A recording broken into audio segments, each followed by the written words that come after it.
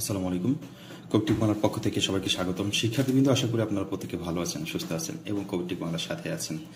আপনারা যারা 2024 সালে এইচএসসি পরীক্ষা অংশগ্রহণ করতে যাচ্ছেন, আপনারা জানেন আপনাদের পরীক্ষা 30/6/2024 তারিখ অনুষ্ঠিত হবে এবং সেটা বাংলা 2।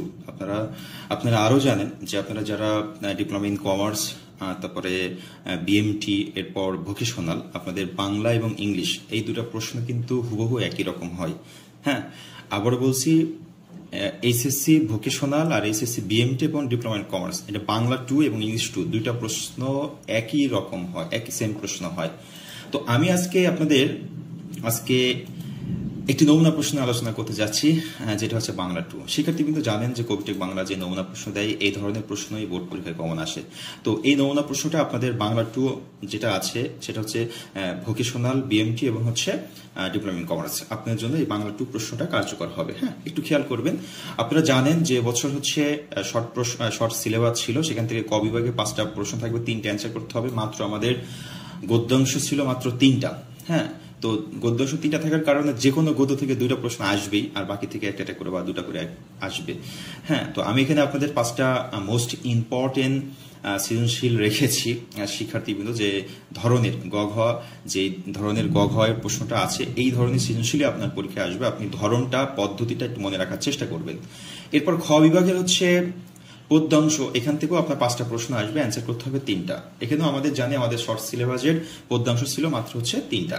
এই 3টা থেকে প্রশ্ন আসবে 5টা। তো এবছর আপনাদের A+ উঠিয়ে নেওয়ার একটা সুবর্ণ সুযোগ রয়েছে, এবং আমি যে আপনাদের সাজেশন দিয়েছি, স্পেশাল সাজেশন আপনারা যারা নিয়েছেন, বিএমটি, ভোকেশনাল আপনারা যারা নিয়েছেন, ইনশাল্লাহ আপনাদের এখান থেকে 80% কমন আসার সম্ভাবনা রয়েছে। আপনারা সাজেশনটা আগে শেষ করুন, পরবর্তীতে সময় পেলে আপনি বইটা আগে, তারপরে বইটা পড়বেন। এরপর আপনারা জানেন গ বিভাগে থাকে নাটক। আমরা জানি সিরাজউদ্দৌলা আছে, আমাদের সিরাজউদ্দৌলা থেকে 2টা প্রশ্ন আসবে, আমাদের একটা অ্যান্সার করতে হবে, মাত্র 5 মার্ক এখান থেকে আমরা পাবো। এই হচ্ছে আপনার সৃজনশীলের অংশটা চলে গেল। ক বিভাগ, খ বিভাগ এবং গ বিভাগ, টোটাল সৃজনশীল অ্যান্সার করতে হবে 7টা। 5 সাথে আমরা পাইলাম 35 মার্ক।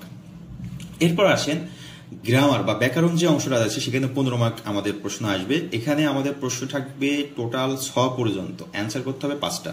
এক একটা কোশ্চেনের উত্তর থাকবে আমাদের 3 নাম্বার করে, 5টা প্রশ্ন, যেমন ক, খ, গ, ঘ, এভাবে 6 পর্যন্ত প্রশ্ন থাকবে। যে কোনো 5টা আমাদের অ্যান্সার করতে হবে, আর এক একটা প্রশ্নের মার্ক থাকবে 3 করে, তাহলে 3 5 15 পাচ্ছি। শিক্ষার্থী, এখানে আমি যেই প্রশ্নগুলো আপনাদের দেওয়ার চেষ্টা করেছি গ্রামার অংশ থেকে, ইনশাল্লাহ এর ভিতরে আপনি কমন পাবেন। প্রশ্নগুলো সুন্দর করে মুখস্থ করে ফেলুন।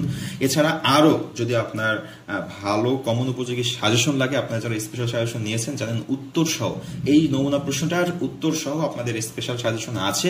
যদি নিতে চান, স্ক্রিনে থাকা যে হোয়াটসঅ্যাপ নাম্বার আছে, আপনি হোয়াটসঅ্যাপ নাম্বারে যোগাযোগ করুন, ইনশাল্লাহ কিভাবে নিতে হয় আমি বলে দেবো। এছাড়া প্রবন্ধ রচনা এখানে রয়েছে। আমি টোটাল প্রবন্ধ রচনা এবছর আপনার 3টে আসবে, 3টা থেকে একটা অ্যান্সার করতে হবে। আমি আপনাদের একটা এক্সট্রা দিয়েছি 4টা, ইনশাল্লাহ 4টা থেকে আপনি কমন পাবেন আশা করি।